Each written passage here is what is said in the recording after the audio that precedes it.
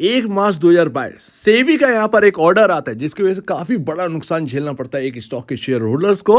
Forensic audit के लिए order आता है और कहा जाता है डेलॉयट को कि आप फाइनेंशियल स्टेटमेंट का ऑडिट करिए ब्रैडकॉम ग्रुप लिमिटेड के और पता लगाइए कि कितना बड़ा यहाँ पर जो है फ्रॉड चल रहा है। इस खबर के बाद सडनली स्टॉक के अंदर भारी फॉल आता है, उसके बाद रिकवरी भी देखनी पड़ती है। बट यहाँ पर शेयर होल्डर्स को पता ही नहीं कि फॉरेंसिक ऑडिट हो रहा है, किस लिए हो रहा है, क्या होगा आगे, कितना समय लगने वाला है, क्या साल लगने वाले हैं, कुछ नहीं पता शेयर होल्डर्स को। उसके अंदर बने रहते हैं और स्टॉक लगातार यहाँ पर जो है टूटता रहता है, एक पर एक खबर है। यहाँ पर सिर्फ और सिर्फ यही मैटर नहीं है, बल्कि और सारे यहाँ पर इंटरिम ऑर्डर यहाँ पर रिलीज करे जाते हैं सेबी की तरफ से, और एक के बाद एक के ऑर्डर आने के बाद ये स्टॉक रुकता ही नहीं है, फॉल करता चला जाता है। तकरीबन 92% फॉल हो चुका है और 6.5 लाख शेयर होल्डर्स इस स्टॉक के अंदर फंस गए। जहां सेबी बात करती है कि हम निवेशकों के हितों के लिए काम कर रहे हैं, वहीं अगर आप देखें तो किसी से निवेशक पूछ भी नहीं सकता कि आपने काम क्या किया। ऑलमोस्ट 2.5 साल यहां पर होने जा रहे हैं, बट फाइनल रिपोर्ट का कुछ पता ही नहीं है। 2021 में ये कंपनी का प्राइस जो है 2020 तक यहां पर जो है पड़ा रहता है 5 रुपए 6 रुपए के आसपास। बट 2021 में एडटेक की एक कंपनी का यहाँ पर आईपीओ आता है जिसका नाम है एफिल इंडिया। एफिल इंडिया की रिलीज होने के बाद, आईपीओ लिस्टिंग होने के बाद निवेशक ये देखते हैं कि एडटेक की कंपनियां क्या है, क्योंकि हम कॉम्पिटिटर को तलाशते हैं। कॉम्पिटिटर में यहाँ पर ब्रैडकॉम ग्रुप का नाम निकल कर आता है जिसका रेवेन्यू जो है वो बहुत ही अच्छा खासा होता है। और उसके बाद आता है एक बहुत बड़ा स्टॉक में सर्ज, जो कि इस स्टॉक को 200 रुपए पर लेकर जाता है। उसके बाद बोनसेस यहाँ पर देखने को मिलते हैं, जिसके बाद एक प्राइस एडजस्टमेंट हमें देखने को मिलता है। अब मामले तक जाते हैं। मामले में यहाँ पर सेबी और ईडी यहाँ पर फाउंड करते हैं कि भैया काफी सारे अकाउंटिंग प्रैक्टिसेस को वायलेशन किया गया है इनकी तरफ से। Impairment of asset worth 868 crore रुपए, घपला कर दिया 868 करोड़ रुपए का कंपनी ने। कई सारे यहाँ पर जो है चीजें निकल कर आती हैं बाहर। इसके अलावा भी मामला एक और पेचीदा फंसा हुआ है, वारंट शेयर्स, जिसमें शंकर शर्मा जी का भी नाम है। अब ये क्या होते हैं? वारंट शेयर्स का मतलब है किसी इन्वेस्टर से पैसा जुटाना और उनको वारंट शेयर्स से यहाँ पर जो है जारी कर देना। इसका मतलब ये है कि उन वारंट शेयर्स का एक मैच्योरिटी टाइम पीरियड होता है। किसी निवेशक से अगर आप 10 करोड़ रुपए जुटा रहे हैं तो उन्हें उस हिसाब से शेयर्स जारी करिए, और एक मैच्योरिटी टाइम अगर आपने रखा है 1 साल की, 1 साल पूरे होने पर ये शेयर्स का मैच्योरिटी टाइम हो जाएगा और मार्केट में ये शेयर्स आपका जो है लिस्टेड हो जाएंगे। उनको आप बेच कर यहाँ पर जो है प्रॉफिट वसूल कर सकते हैं, या उनको आप जो है लॉन्ग टर्म के लिए रख सकते हैं। ऐसे यहाँ पर किसी निवेशक से पैसे जुटाए जाते हैं। उसमें शंकर शर्मा का भी नाम है। शंकर शर्मा के साथ 23 और इन्वेस्टर थे जिनके साथ कुछ ऐसा ही हुआ। सेबी ने यहाँ पर इनको भी एक लंबे पीरियड तक रोक कर रखा और शेयर्स बेचने से मना कर दिया। इन्वेस्टिगेशन चलती रही, बट सामने कुछ नहीं निकल के आया।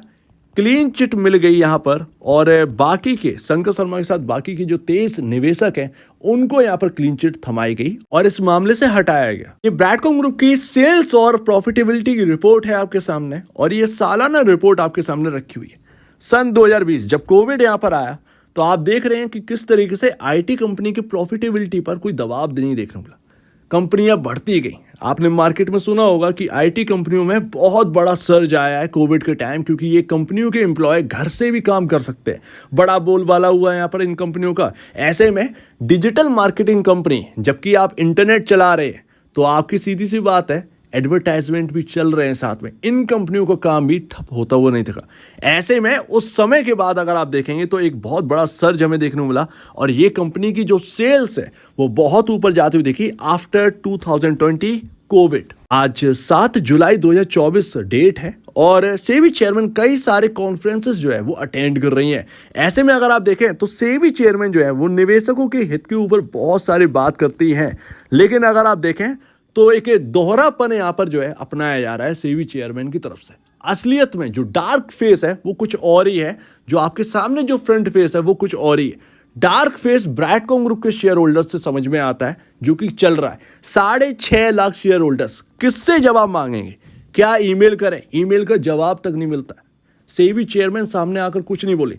2.5 साल हो चुके हैं, आप 800 करोड़ का मामला नहीं निपटा पा रहे हैं। शायद सेबी के जो लोग हैं उनके पास एक दुकान चलाने तक का प्लान नहीं है। क्लियर बात ये समझ में आते हैं, बिकॉज ऑफ जहां एक तरफ दोहरापन आप बात करते हैं, आपसे सवाल पूछने वाला कोई नहीं है। दैट्स वाई जो मन में आ रहा है वो सेबी करे जा रही।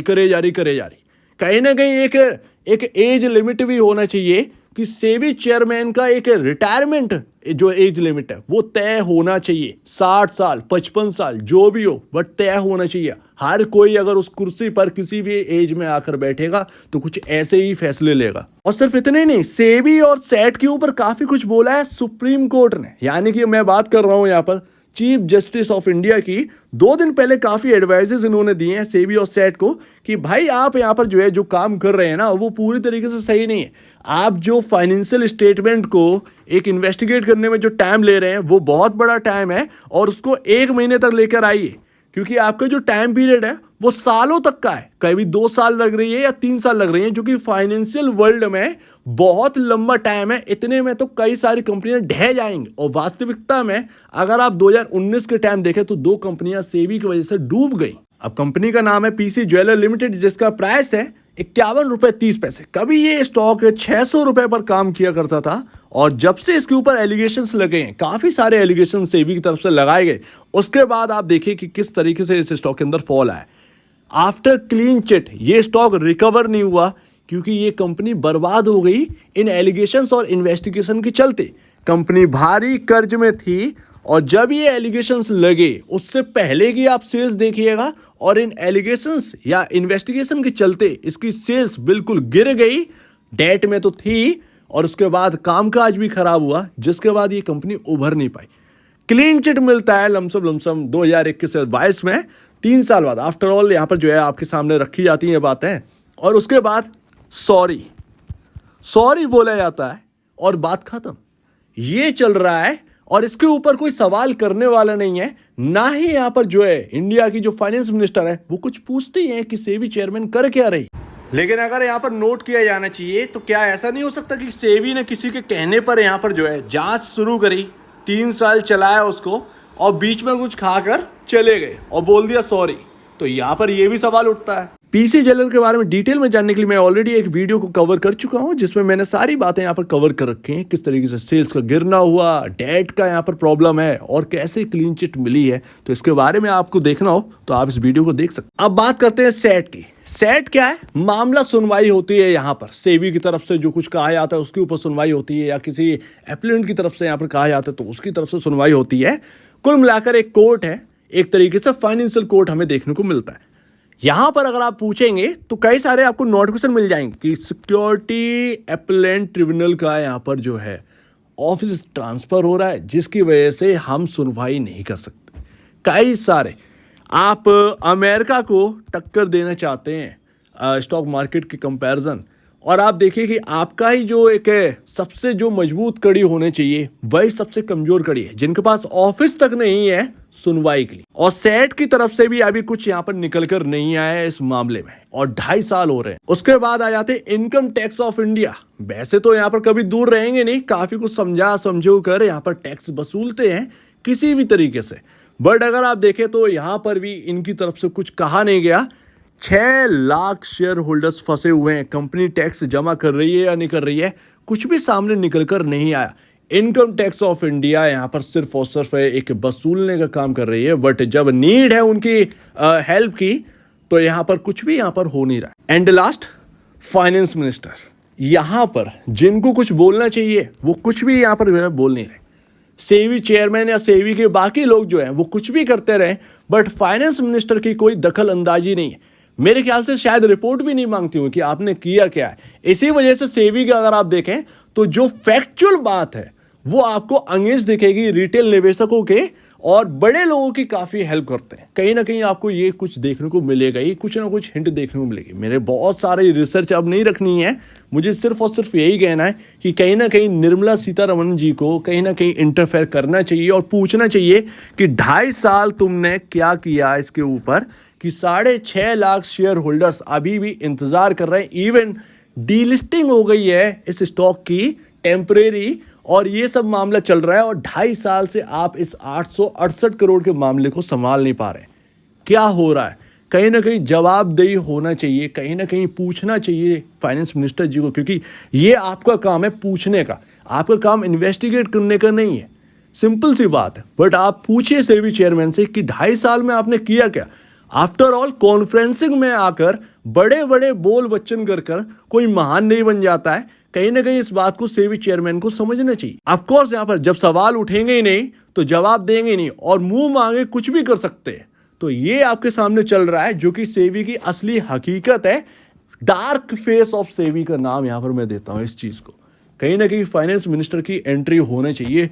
वक्त आ गया, 6.5 लाख आपके देश के लोग फंसे हुए हैं। कहीं ना कहीं आपको इन्वॉल्वमेंट करनी पड़ेगी।